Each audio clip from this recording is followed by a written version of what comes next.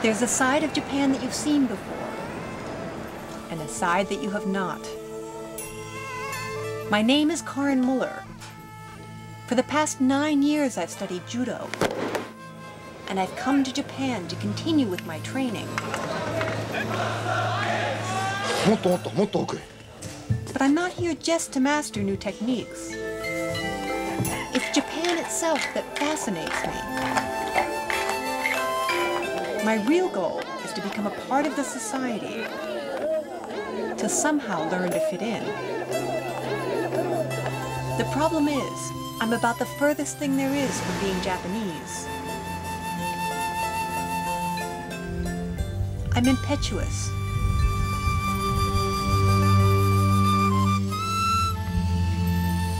I'm often foolish.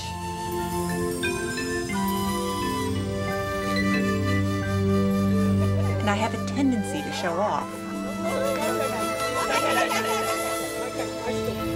I think my only chance is to go alone for an entire year, without a translator or a camera crew, to do my best to follow all the rules.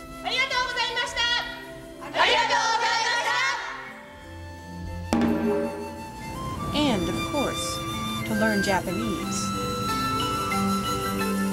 I'm prepared to do whatever it takes to make it in a society run by men, while still learning to be a proper woman. This is the story of my year-long journey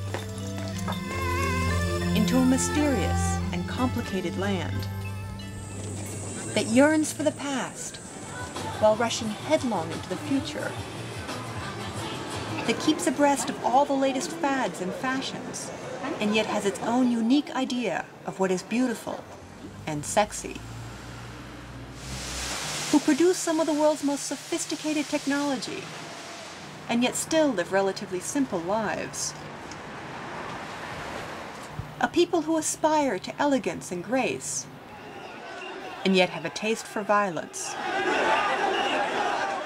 who cherish nature and solitude, and yet feel most comfortable in crowds. A culture that seems so westernized, and yet isn't.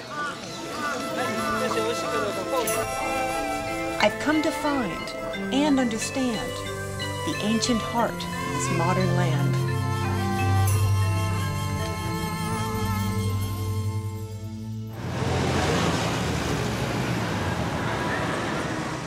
I'm living in Fujisawa, a bedroom community an hour out of Tokyo. It's a very desirable neighborhood, where dogs are small and pets are leashed. No exceptions. It gives me a chance to see what daily life is like, and to find out all the latest local fads, like breakdancing.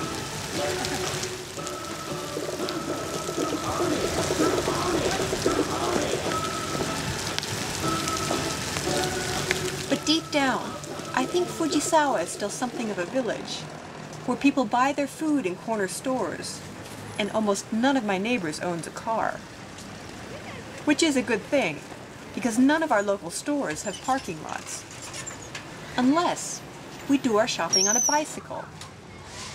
If I go every day, like most Japanese women do, then I can fit everything I need into that tiny basket.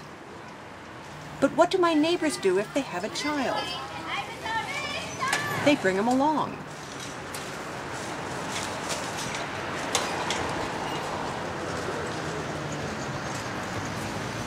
Two children, they point out, work even better. They seem to balance each other out.